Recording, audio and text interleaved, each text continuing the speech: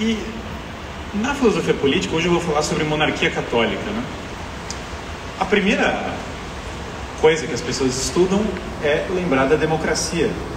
Você fala que o Brasil, nós vemos uma democracia, e essa palavra democracia remonta à democracia ateniense. Uma coisa que não é muito sabida é que todos os eruditos e todas as pessoas que se prezavam na época da democracia ateniense odiavam a democracia ateniense. Platão achava que ela era o caos, vários pensadores da época olharam e falaram, cara, a democracia ateniense não dava. As cidades-estados gregas ficavam uma brigando com a outra, né? E aí surge um modelo diferente. Atenas entra numa grande guerra contra Esparta, que é a guerra do Peloponeso. Atenas entra em decadência depois disso.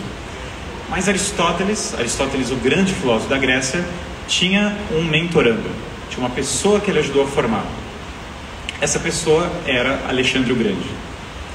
E Alexandre é um conquistador impressionante. Alexandre unifica as cidades gregas depois de, contra todas as expectativas. Ele conquista até a Índia, certo? Até o ponto que os soldados dele não aguentam mais, porque eles estavam lutando contra elefante, tinham conquistado boa parte das coisas. Alexandre trai muito do que Aristóteles sonhava para ele, porque o sonho de Aristóteles era que Alexandre pudesse levar a cultura clássica e a cultura realista e moral para o Oriente. Mas Alexandre um pouco se corrompe, porque ele é aclamado como um deus no Oriente e ele aceita aquilo, certo? Mas ele joga um imaginário, a figura do Basileu, a figura de que poderia ter um monarca para dar ordem para esse mundo clássico. Passando para o mundo romano vai conquistar, sei lá, muitas coisas, tudo praticamente na unidade europeia. E o mundo romano, ele tinha uma praga, que eram as brigas de facções, as brigas de grupos. Em especial, a República Romana sofreu com várias disputas entre os optimates e os populares. Os optimates eram os defensores da velha aristocracia romana. E os populares defendiam, no geral, o exército nos seus escalões mais baixos. Na época das guerras civis romanas, ora você tinha um cara que era mais tirano de um lado, exemplo Sulla, do lado dos optimates, e ora um cara que era do outro, exemplo Mário, do lado dos populares. Mas uma coisa sobre a República Romana era, na decadência, no caos, ninguém aguentava mais as brigas e as disputas entre elas. Eis que surge a figura de Júlio César. Então, aqui a conexão que eu quero fazer é simples. Plutarco faz a comparação entre César e Alexandre, certo? A figura do monarca que vai dar ordem. César é um general do Império Romano que fala o seguinte, olha, chega dessas disputas partidárias. Como assim chega das disputas partidárias? Se chegar às disputas partidárias, acaba a república, certo? Como assim? Essas brigas, César é do grupo dos populares. E César faz uma coisa incrível, que é, quando ele ganha a guerra civil, ele tem as cartas, ele encontra as cartas dos seus opositores. Qual era a tradição romana? Abrir as cartas, achar os opositores, matar todos eles. César faz o quê? Ele acende fogo nas cartas, vira para os generais dele e fala, vocês não vão matar essas pessoas. Nós ganhamos a guerra, eles são nossas pessoas agora. Ele tenta dar um sentido de unidade para Roma. Depois que César, como que a aristocracia romana responde a isso? Eles pegam ele nas ilhas de março e esfaqueiam ele, certo? Os caras chegam num bloco e falam, vai morrer. Mas é na morte do César que o Império Romano ganha uma cara, que você olha e fala, calma, essa história de autoridade, acabar com as divisões e da unidade realmente é séria. Tanto que quando César é morto, a guerra civil entre os sucessores dele, que são Otávio e Marco Antônio, é uma guerra entre cesaristas. Todo mundo é cesarista agora, porque ninguém aguentava mais a guerra. E o Império Romano consegue dar para a República Romana uma sobrevida, o seu período de auge, e restaurar a República. É por conta dessa atitude de César de perdoar os inimigos e dar uma unidade que ele vira sinônimo ao longo de toda a história europeia de monarquia. O czar é o César, o Kaiser é o César. Aliás, todos os imperadores, Carlos Magno, que eu vou citar em breve, é o imperador romano. Todo mundo é o imperador romano porque todos sonham com essa unidade. Mas existe um limite nesse império pagão. César e Otávio, seu sucessor, o império vai se confrontar com a figura do Cristo. Porque vejam, o imperador romano era de certo modo cultuado como um deus. Alexandre se perde por ser cultuado como um deus.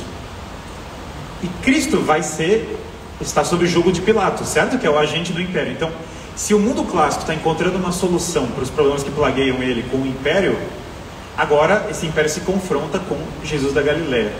E Jesus não se defende de muitas das coisas que Pilatos coloca, mas tem um momento que Jesus faz questão de falar, que é quando Jesus percebe que Pilatos não entende que a autoridade de Pilatos vem dele, do próprio Cristo. E Cristo corrige ele e fala: não, é pela minha autoridade que você está aqui me julgando, é o contrário. Porque acima do imperador existe Deus. É de Deus que vem toda a autoridade. E o monarca de toda a existência é o próprio Deus. É Deus que é o princípio de ordem e Ele empresta a nós essa ordem, Ele delega. Se eu sou pai e eu tenho autoridade na minha casa, isso é emprestado de Deus, é um dom divino. Porque o Pai eterno é o próprio Deus, e quando eu gero a vida, eu estou participando da criação divina. Eu não sou um pai com plena autonomia. E qualquer governante tem que ter essa vinculação. É por isso que a autoridade do governante vem muito mais da aderência dele a Deus, do respeito dele à hierarquia eterna, do que a qualquer outra coisa. E aí nós temos essa figura belíssima da ordem, que é o que constitui nossa civilização. Deus eterno, o Papa, porque Deus empresta as chaves do reino, Ele dá as chaves do reino a São Pedro. As chaves do reino na ausência do rei, quem cuida do reino no lugar dele é aquele que tem as chaves. Então quando ele dá a Pedro as chaves do reino, ele fala: você é meu guardião, você é meu custódio aqui na terra. Então nós temos Deus eterno, Criador e Rei de todo o universo, o Papa como zelador das chaves, o Rei como aquele que vai zelar pelo seu rebanho abaixo dessa figura da autoridade papal, e depois os pais de família do mundo todo. A figura perfeita da ordem, da autoridade que cria a nossa civilização. O Papa vai ser morto pelo imperador, Cristo vai ser morto pelo imperador, embora seja feita essa ressalva. E quando Deus fala a César o que é de César, a Deus o que é de Deus, não é uma metáforazinha da separação de Estado e Igreja moderna. O que é de Deus? O que é de Deus é o cosmos e todas as almas. E o que cabe a César é zelar dentro desse cosmos que é de Deus todas as almas. Dar a Deus o que é de Deus e a César o que é de César não é separar dentro da realidade um bloquinho da igreja e um bloquinho do Estado.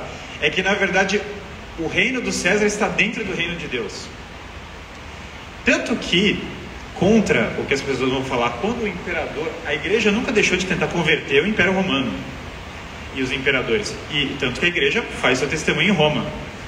Aí historiadores protestantes falam: sim, claro, Constantino criou a igreja católica. Não, na verdade é o contrário. Quando Constantino, que é o primeiro imperador que vai terminar se convertendo no final da vida, se converte, não é que ele está criando a igreja católica, senão que a igreja católica está salvando o império Constantino. Lendo a história dele é até cômico. Constantino está toda hora perdido, precisa de ajuda nas batalhas, não sabe o que fazer com as disputas do império. É a mãe dele, uma santa, e é a guia da igreja que dá um rumo para a vida dele.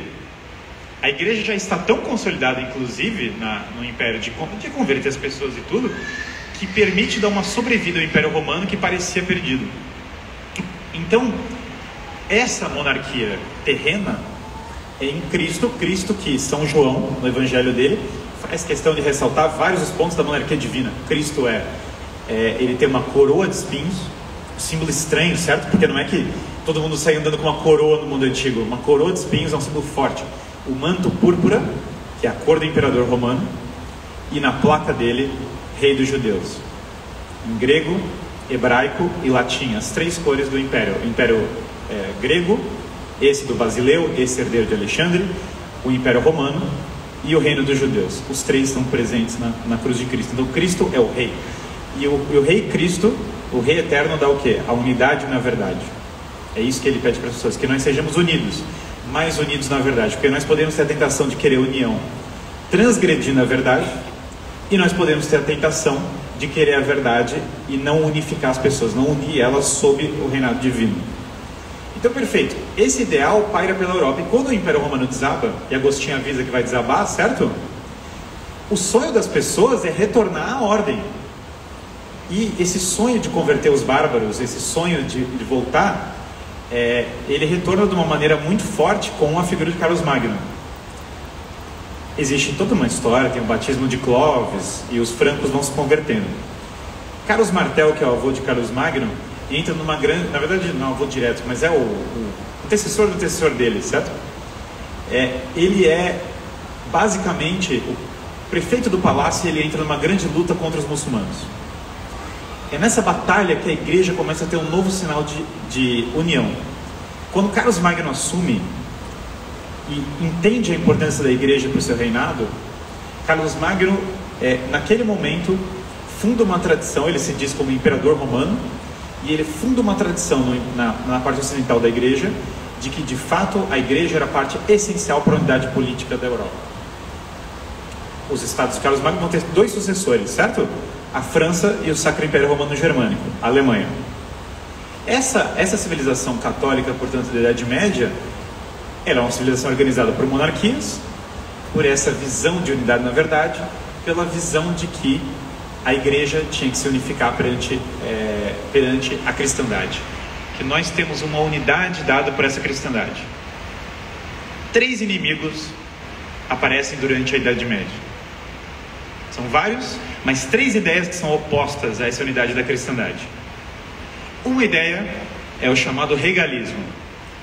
Não. O governante ser subordinado ao Papa é besteira. O governante é o chefe e a autoridade espiritual.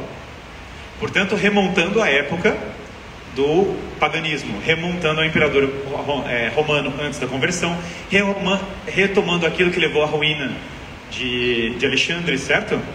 Então, embora tenha grandeza nisso, na figura de Alexandre e César, o fato é que a gente está voltando para os defeitos deles. Outra ideia errada da Idade Média. O gnosticismo, que vem desse sincretismo gerado inclusive pelo mundo helênico, pelo mundo pós-Alexandre, que é uma mistura de um monte de coisa, certo? Tem uma astrologia da Babilônia, misturada com umas mandingas do Egito, e nisso surge a ideia de que nós vivemos sob o jugo de um Deus mau, e nós temos que nos libertar desse Deus falso para encontrar o Deus verdadeiro, que dá uma visão revolucionária, que dá uma visão de ódio ao corpo, que dá uma visão de ódio a essa realidade presente, dá um quê de revolução e um quê de que os puros têm que matar os impuros para criar uma nova sociedade. Terceiro inimigo, na filosofia se ataca o realismo filosófico com o nominalismo, que foi bastante citado na palestra aqui do Marcos. Esses 3 vão aparecer de maneira muito forte na Europa.